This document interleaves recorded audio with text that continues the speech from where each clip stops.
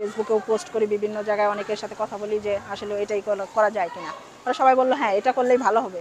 ভাঙতে গেলে অনেকে যায়, লুটপাট করে, আগুন লাগায়, অযথা নষ্ট হচ্ছে। ওর থেকে যদি এটা সমাজের কোনো কল্যাণে কাজে লাগে, এই আওয়ামী লীগের অফিস বা বাসাগুলো, তাহলে হচ্ছে ভালো হবে। এর জন্য ওই দিন শুধু অফিসটা ভেঙে চলে গেছিলাম, আর ভাঙি নাই, কিছু না তাইলে ভাঙবো না, শুধু অফিসটা একটু ভেঙে রেখে যাই। তারপরে এটা হচ্ছে কোনো বৃদ্ধাশ্রম বা পাগলের আশ্রম, এতিমখানা কোনো কিছু করব। এর জন্য জহেরের বাসাটা হচ্ছে পাগলের আশ্রমের জন্য সিলেক্ট করা হয়েছিল।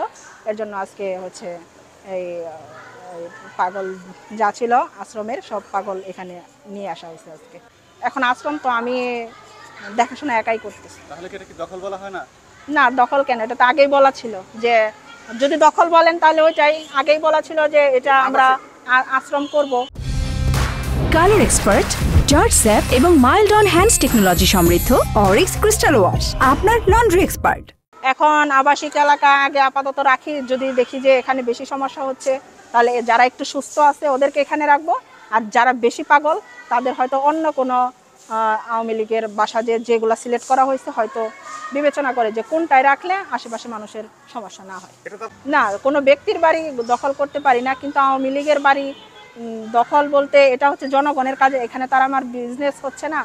মানে আমি যদি ব্যক্তিগত কোনো বিজনেস, কোনো কোম্পানি, কোনো ট্রেনিং সেন্টার করতাম তাহলে একটা কথা ছিল। এটা হচ্ছে সমাজের যত অসহায় গরিব মানুষ, যাদের পাগল টাগল, এদের তো দেখার কেউ নাই। এই সমাজের গরিব মানুষ, এই পাগলটা রাস্তায় না থেকে আওয়ামী লীগের বাড়ি এখন পড়ে আছে পতিত।